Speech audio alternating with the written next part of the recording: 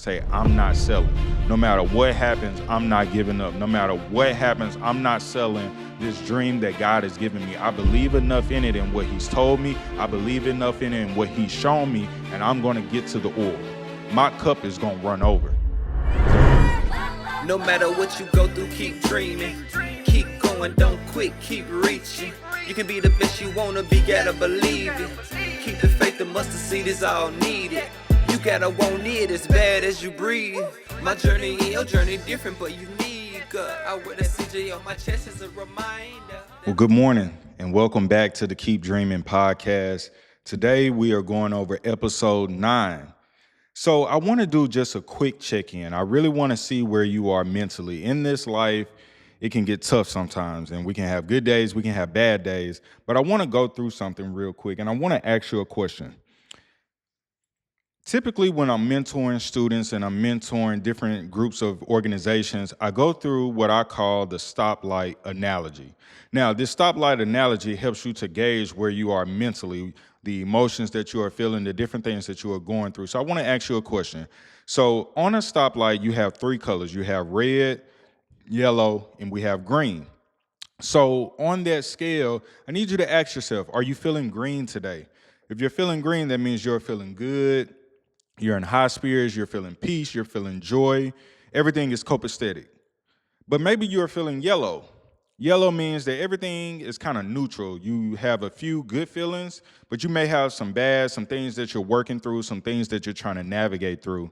And then ask yourself, are you feeling red, where things are just gone left, you're feeling anxiety, stress, maybe even some type of depression? I really want you to gauge where you are mentally. And the reason why is because one of the toughest battles that we fight is going to be the mental battle. And so I just want to take a moment in this episode to just kind of acknowledge the mental space. And if you are in the red, I want you to go seek help immediately. I want you to either go to the doctor or a therapist and seek help immediately. If you are in the yellow, I want you to be aware of just where you are. And if you're in the green, more blessings to you. But we need to know where we are mentally. We need to know our status. And one thing that you can do, just even beyond this episode, is always just do the stoplight analogy, where you just ask yourself, where am I? Am I green today? Am I yellow? Am I red? So I just kind of wanted to just kind of get that out the way. But I want to give you a scripture to kind of go with that. It's Ecclesiastes chapter 7, verse 14. And it says, on a good day, enjoy yourself. On a bad day, examine your conscience. And what that means is that in this life, we're going to be given good days and we're going to be given bad days. Like, there's no way around it. So on good days, the Bible is saying enjoy it, have fun, be merry. But on bad days, examine your conscience, which means examine your emotions, examine your mental, examine what actually went wrong, and if you can possibly change it, or if you can't change it, then let it go. If I can change it, then let me work on that. But if I can't change it and it still is a bad day, then I just got to let it go, knowing that tomorrow may be a good one. So I just kind of wanted to tackle that. But as we get ready to kind of jump into episode 9, I'm doing something a little different. I'm drinking some tea on this morning. So I don't have the coffee. I wanted to switch it up. Remember, I said I'm trying to watch my caffeine intake. I got to make sure that I'm around for a long, long time. So I'm trying to make sure that my health is intact. And so I got some honey tea on today. And so you got your water, your caffeinated coffee or decaffeinated coffee, or maybe you have some tea. And I just learned about matcha. So if maybe you have that. But if you got your mug, let's cheers. Now let's jump into today's episode. So I just want to kind of go ahead and give you the title of today's episode. The title for today's episode is Sell the Oil, Not the Dream. That's the title. Sell the oil, not the dream. Now, what I mean by that, and it was so beautiful how God kind of correlated all of this in your life. On this platform, we talk about dreams. So you have dreams, I have dreams. We all have goals that we want to accomplish, whether it's a business, whether it's a product, whether it's a service, whether it's just a family dynamic that maybe you never had. There is something that you want to accomplish in this life. On the pathway to accomplishing it, there will be turbulence. There will be moments where you want to give up. There will be moments where you want to quit. Lord knows I've had my fair share of moments. And then there are moments where life just kind of hands you something that you never asked for. Maybe it could be a medical injury, whether it could be some type of medical delay, some type of family dynamic. It could be a plethora of different things. So when you're on your path trying to accomplish your dream, how do you keep moving through that? Like, how do you overcome the obstacles? How do you overcome the hurdles? How do you stay on this roller coaster that we call life and not give up, not give in, not sell? That's what we're going to be talking about on today's episode, titled Sell the Oil, Not the Dream. Okay? So in November of last year, there was a movie that came out, and it's based on a true story, but it starred a character where the character's name is Sarah Rector, and the movie is called Sarah's Oil. Now, in this movie, like I said, it's based on a true story. Sarah was gifted some land, and she was gifted some land, and in her heart, she believed that God told her that this piece of land had oil on it. And so she told her parents. She was very little. I want to say maybe she was about 11 years old or 12 years old. But she told her parents, and so they went out seeking different people that could help them dig up the oil on this land. And so in this movie, she ends up coming across a group of people who basically knew that there was oil in the ground, but they tried to play her. You see, they tried to work around, but God is always protecting his chosen. But anyways, they were trying to steal the oil from her. They were trying to steal the land from her because they knew that it was oil. And as we all know, oil, you can become extremely wealthy if you strike gold on oil. And so they knew that there was oil in the ground, and so they tried to get her to sell her land. They played like they couldn't find any oil. They took all this equipment out there, and they were digging. And they came back with an offer, and they said, hey, we couldn't find any oil, but we'll pay you this amount for the deed. The deed is the paper contract that shows ownership of the land. And they tried to buy from her for a specific price. Now, I've said this in previous episodes, whatever somebody is offering you for something that you have, you best believe is probably worth 10 times more. Nevertheless, Sarah did not sell. She did not sell the dream. She did not sell the land. She did not sell what God had given on the inside of her. Now, her parents, they couldn't necessarily see it. At first, they didn't even believe that there was oil under the ground, but Sarah believed because she believed the word that God had given her. Where are you in your life? What has God told you that you believe deep down in your heart, but maybe other people can't see it? Let's keep going in this movie. So she ends up finding another group of people, and they end up kind of getting some more equipment. They get on the land, and they start digging. Again, this other group of people comes back, and they're trying to buy this land from her. They're trying to kill her dog. They're trying to kill her family because they know that it's so much oil in this land, but Sarah is refusing to sell. And so I'm going to jump towards the end of the movie. Ultimately, Sarah doesn't sell, and they strike oil, and it's a plethora of oil, and she ends up becoming a millionaire.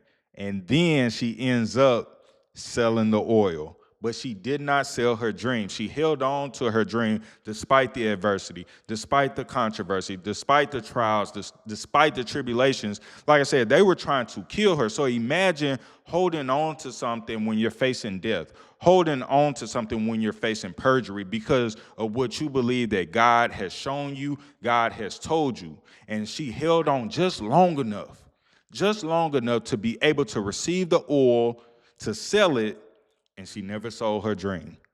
I feel like that's extremely powerful, and when I watched that movie, it spoke volumes to me because how many times do we give up right before the finish line?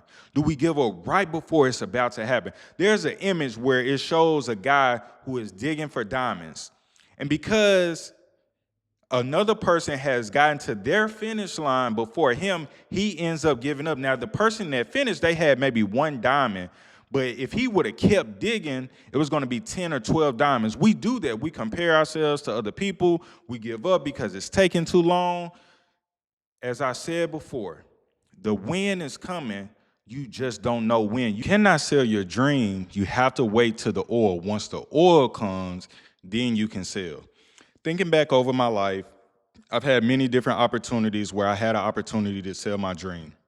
One time in particular was way back in 2011. And many of you have heard me tell this story before, but I had a dream, and my dream was to play Division I football. And so I was in Pine Bluff, Arkansas, and the only two Division I schools in the state of Arkansas are Arkansas State University in Jonesboro and Arkansas in Fayetteville. And so nobody in my immediate family had ever left home, especially not the distance that I was going. And so in my heart, I knew I wanted to play Division I, and I believed that my journey was leading me to Arkansas State University. And so I remember telling my family, but when I told my family, it wasn't that they didn't believe in me, but they couldn't see the vision that I had. They couldn't see the dream that I had. They couldn't see the oil that I felt down in my soul, felt down in my spirit. And so originally they were not necessarily on board, but I knew what God had told me. I knew what I felt in my spirit. And so I was unwilling to sell my dream. I wasn't going to settle. I wasn't going to go to a college just to appease my parents or to appease my family. I knew deep in my heart what I believed, and so I branched out on faith. And I remember walking on 2 hours away from home to Arkansas State University, and I didn't give up on my dream. I stuck with it, even when it became adversity that I had to experience, because I went through 5 different head coaches in 4 years. And so that type of controversy, that type of tribulation, that type of adversity will make anybody maybe give up and maybe be like, you know what, I need to just go back home. But I believed enough in the dream that I had. I believed enough in my ability, and I believed enough in God and what he told me, and I was able to stick it out and stick through it. And the oil that I actually received was that I won 4 conference championships in 4 years. I ended up becoming a champion. Talking about sticking to the dream and being able to receive the oil on the other side. You got to be able to stick with the dream. If you can't stick with the dream, you'll never receive the oil. I know you want the oil. I know you want to accomplish your wildest desires. You want to be wealthy. You want to create generational wealth. You want to leave a legacy. But in order to do all of that, you can't sell your dream. Now, it's easy to believe in the dream when everything is going right.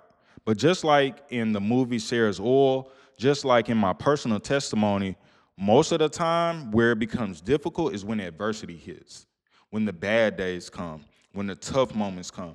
Those are the moments that you really got to dig your feet into the ground and say, I'm not selling. No matter what happens, I'm not giving up. No matter what happens, I'm not selling this dream that God has given me. I believe enough in it and what he's told me. I believe enough in it and what he's shown me, and I'm going to get to the oil. I'm not going to let somebody else reap the benefit of my dream.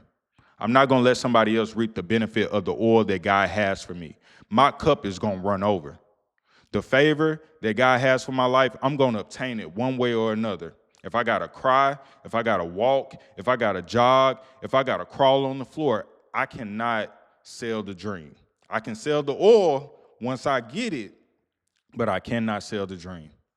So now what's the connecting piece in Sarah's Oil, the movie, my testimony talking about my journey to collegiate football and not giving up on my dream?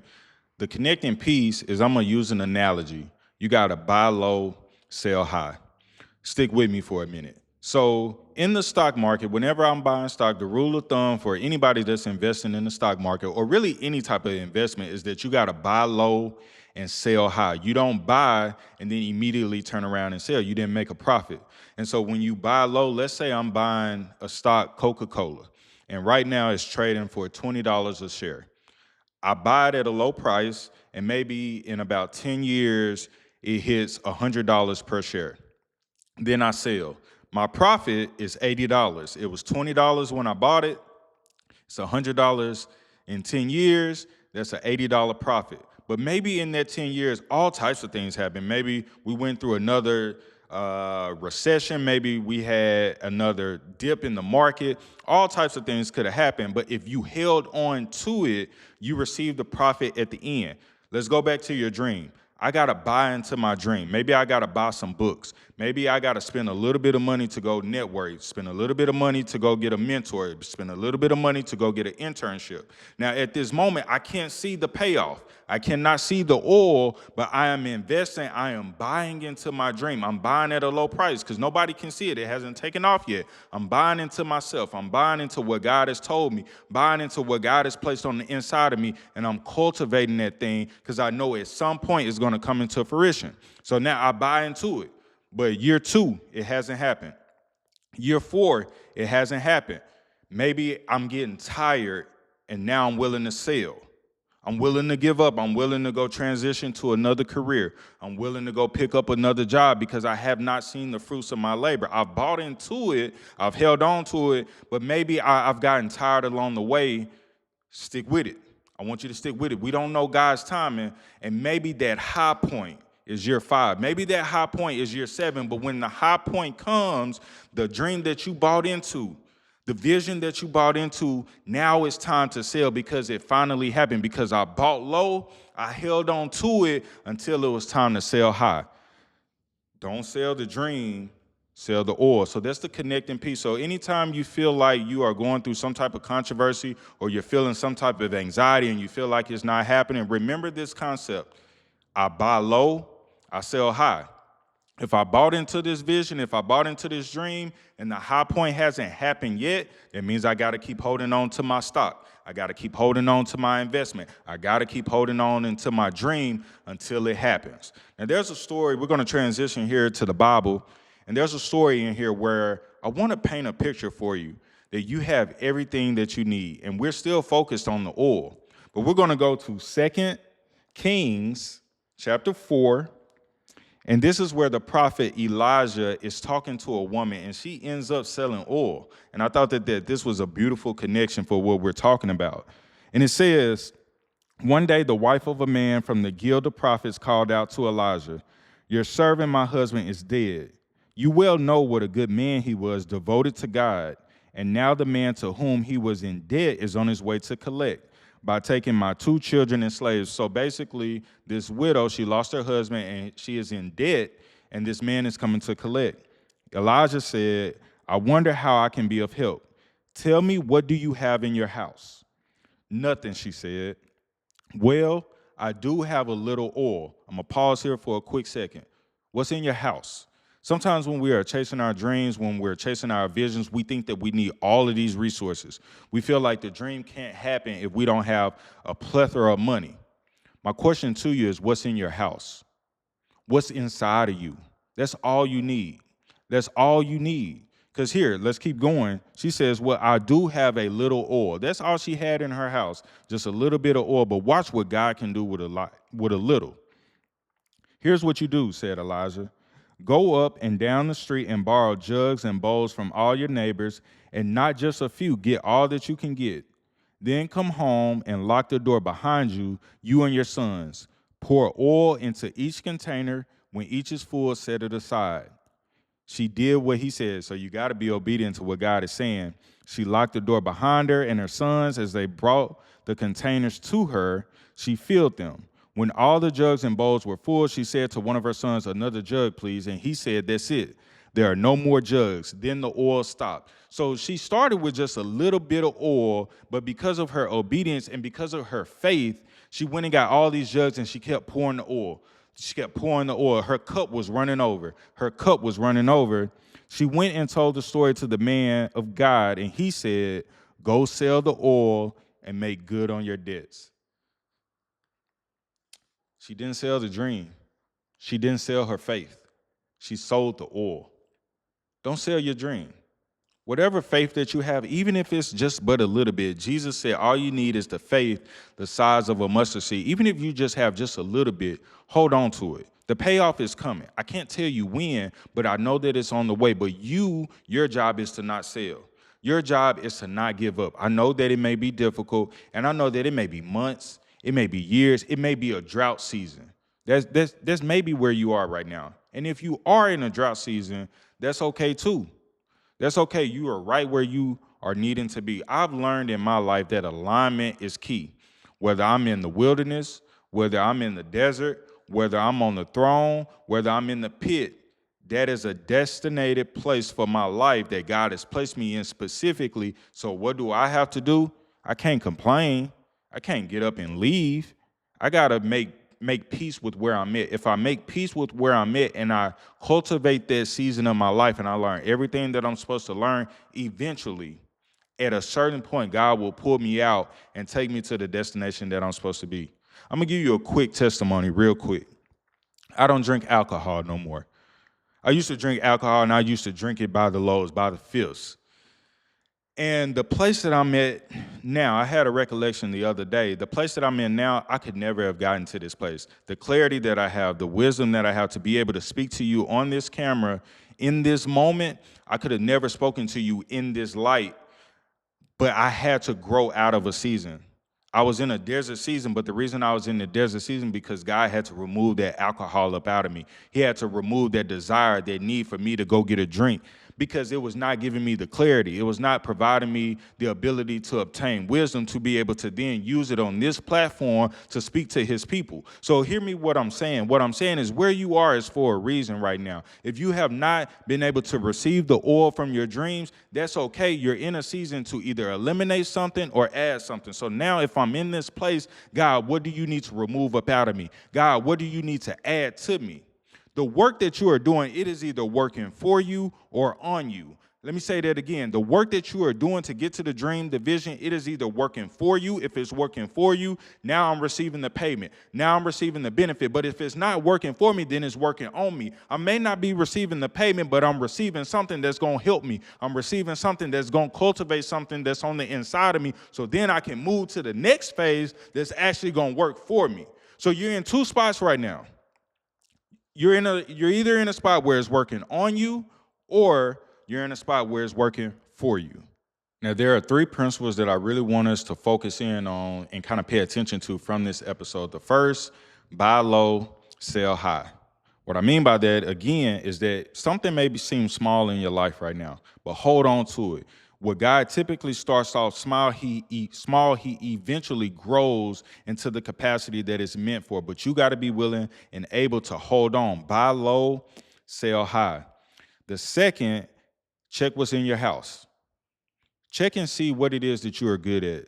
Check your strengths. Typically, the things that you are good at are the things that God can use to create the multitude, to magnify the oil. So what gifts has God blessed you with? Is it your communication, your voice? Is it your servitude? Is it your mind? Are you able to calculate? Are you able to run a business? Are you able to run a nonprofit? What is it that you are actually good at that can actually be turned into something that can create oil? Check within your household. A lot of times we think that we need a plethora of money to get started. All you need to do is be able to find what's in your house that God can use in order to take you to the oil.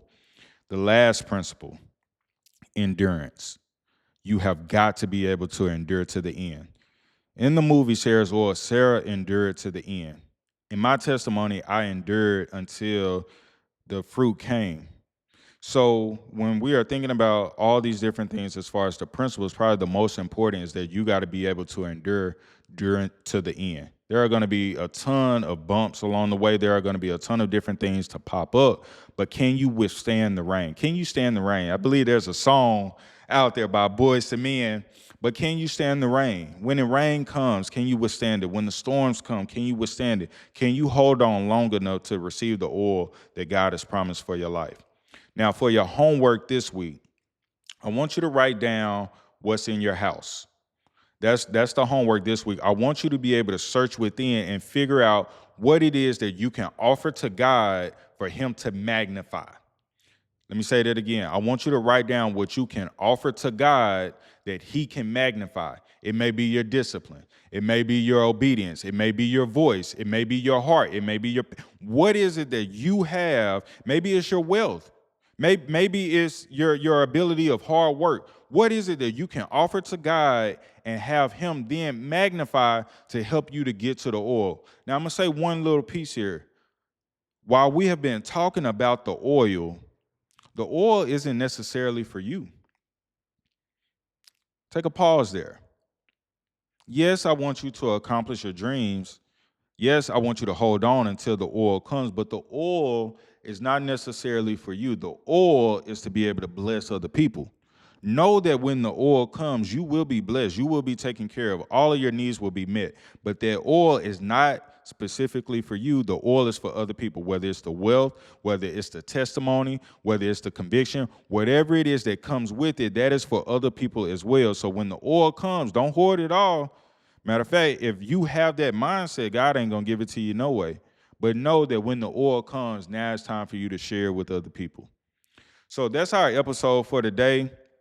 Don't sell the dream, sell the oil. I pray that this episode really kind of gives you some encouragement that your day is coming.